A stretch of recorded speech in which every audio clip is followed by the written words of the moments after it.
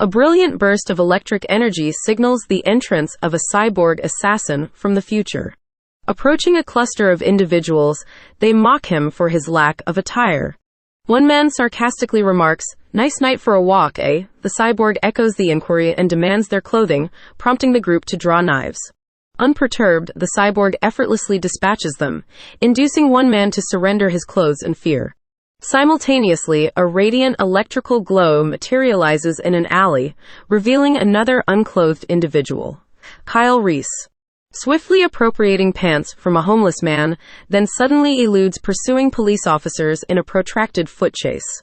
Seeking refuge in a clothing store, he pilfers a shirt and shoes before evading his pursuers.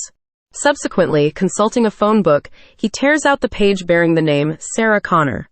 The cyborg proceeds to a firearms emporium, where he orders specific, high-powered weapons, and tragically eliminates the weapons vendor. You can't do that. Armed, he locates and eliminates a woman named Sarah Connor, information he obtained from the phone book. Meanwhile, at her workplace, the real Sarah Connor's friend compels her to watch a news broadcast detailing the shooting of a woman named Sarah Connor. Jokingly asserting that Sarah is deceased, the friend, aware of her friend's identical name, leaves Sarah disappointed, who responds with an uncomfortable smile. Simultaneously at the station, the detective is taken aback upon receiving information about the murders of two women sharing identical names, swiftly categorizing the assailant as the tagged killer. Later that evening, Sarah informs her roommate, Ginger, of her plans to attend dinner. While departing, Kyle discreetly observes and tails her.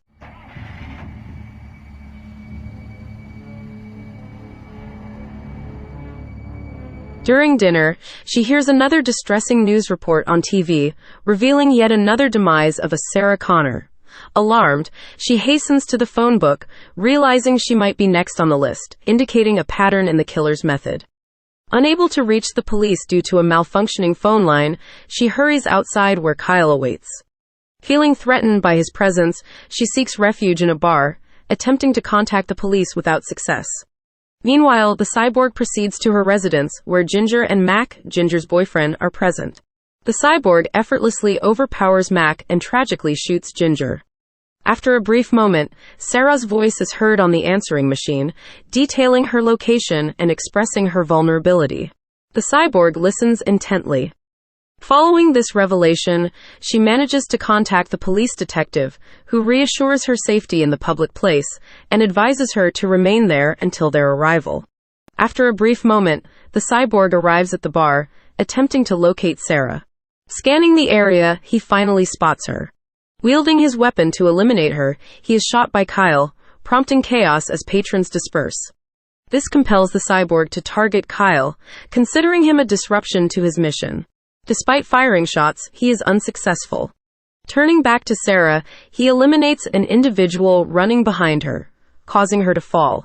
Seizing the opportunity, the cyborg advances towards her, readying his weapon. Kyle intervenes with another shot, sending the cyborg through a glass door. Aware that the cyborg is still alive, Kyle says to Sarah, "Come with me if you want to live." Leading to an intense foot chase. Kyle commandeers a car, prompting the cyborg to jump on the hood, smashing the windshield and startling Sarah. Eventually, Kyle manages to dislodge the cyborg as he crashes into a nearby car, leading them to a parking lot where he introduces himself and articulates his mission of safeguarding Sarah. He explains that she is targeted for termination due to a future action crucial for humanity's salvation. Expressing disbelief, Sarah questions how the cyborg, whom she refers to as the man, can recover after being shot. Kyle clarifies that it's not a man but a machine with a cybernetic system model 101 resembling humans in appearance, complete with normal attributes like sweat, hair, and bad breath. Sarah challenges this notion, deeming it implausible given the current state of technology. Kyle agrees and reveals that such advancements will be possible within the next 40 years. Sarah dismisses Kyle as an idiot, deeming time travel from the future impossible, attempting to leave the car. Kyle intervenes, assuring her that the cyborg won't cease its pursuit until she is deceased. Sarah reluctantly concedes, following his advice. Moments later, the cyborg locates them, initiating another intense car chase, culminating in a tunnel with a dead end, causing the cyborg to crash. As the police arrive, they apprehend Kyle and the cyborg escapes, abandoning the occupied vehicle. Later that night, the cyborg tends to its injuries resulting from the crash, making it challenging to continue its mission. Subsequently, it equips itself with weapons and once again embarks on locating Sarah and Kyle. At the police station, authorities interrogate Kyle about the cyborg, dismissing his explanation of its origins as delusional. The lieutenant showcases a body armor, emphasizing its ability to stop a 12-gauge round. He speculates that the cyborg must have one under its clothes, deeming it impossible for someone to survive a close-range gunshot. Inquiring about a specific incident, Sarah seeks information on when the cyborg punches through the windshield. Han, in response, states that the person could be on PCP, explaining the possibility of breaking an arm and not feeling the pain for hours. The lieutenant, taking charge of the situation, instructs Sarah to get some rest. However, she expresses her inability to sleep, having just learned about the tragic killing of her roommate, Ginger.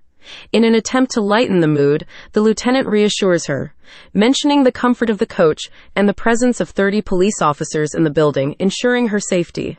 Shortly thereafter, the cyborg arrives, initiating a lethal rampage through the police force as it moves to locate Sarah.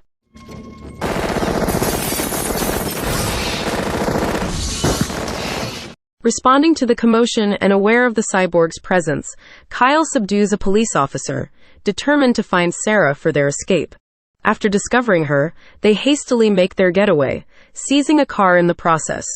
Unfortunately, they are forced to abandon the vehicle due to running out of fuel, compelling them to relocate in the woods under a bridge. Amidst their conversation, Sarah notices Kyle's injury, expressing shock and insisting that he needs immediate medical attention. Despite Sarah's concern, Kyle reassures her that his wound is not severe. Sarah, determined, decides to attend to the injury and takes the opportunity to ask Kyle about her unborn son. In response, Kyle provides detailed information, describing the physical attributes of the unborn child and expressing a willingness to sacrifice for him. This revelation establishes Kyle as the father of Sarah's unborn son. Following this revelation, Kyle shares details about his post-apocalyptic world, explaining the necessity to stay vigilant during the day and travel at night due to heavily armed adversaries referred to as HKS. As Kyle unfolds his narrative, Sarah eventually falls asleep. Upon waking, she reacts with a realization that Kyle's world is indeed a terrifying one. The following day finds them renting a room at a motel. Kyle ventures out for supplies, leaving Sarah behind. During this time, Sarah converses with her mother on the phone, unaware that she unwittingly discloses the motel's details to the cyborg, which has now assumed her mother's identity. Upon Kyle's return, they engage in a heartfelt conversation. Kyle shares the emotional story of a picture given to him by John Connor, portraying Sarah as visibly melancholic. The intimacy of their discussion deepens, culminating in a declaration of affection and a shared moment of intimacy. Later that night, the cyborg forcefully enters, unleashing chaos with gunfire. The duo, alerted by a barking dog, narrowly escapes before the cyborg can reach them, prompting a tense bike chase through city streets with the relentless cyborg in pursuit. Kyle attempts to thwart the cyborg with pipe bombs, but his efforts prove futile. The cyborg severely injures Kyle with a gunshot. Despite this, Sarah remains resilient, causing the cyborg to crash, leading to a similar fate for her.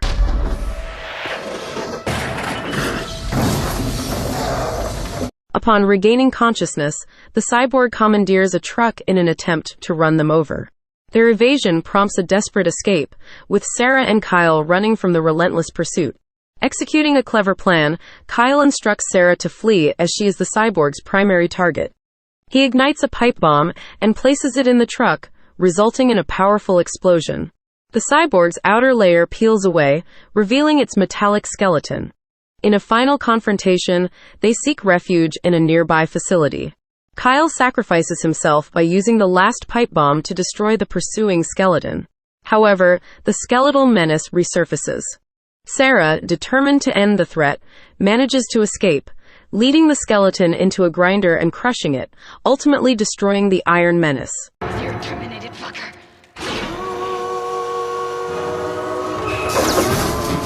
The story concludes 6 months later, portraying a pregnant Sarah stopping at a gas station where a boy takes her picture. This image mirrors the one given to Kyle by John Connor, emphasizing the inevitability of the future. And thus concludes the movie recap. Please consider subscribing for future uploads.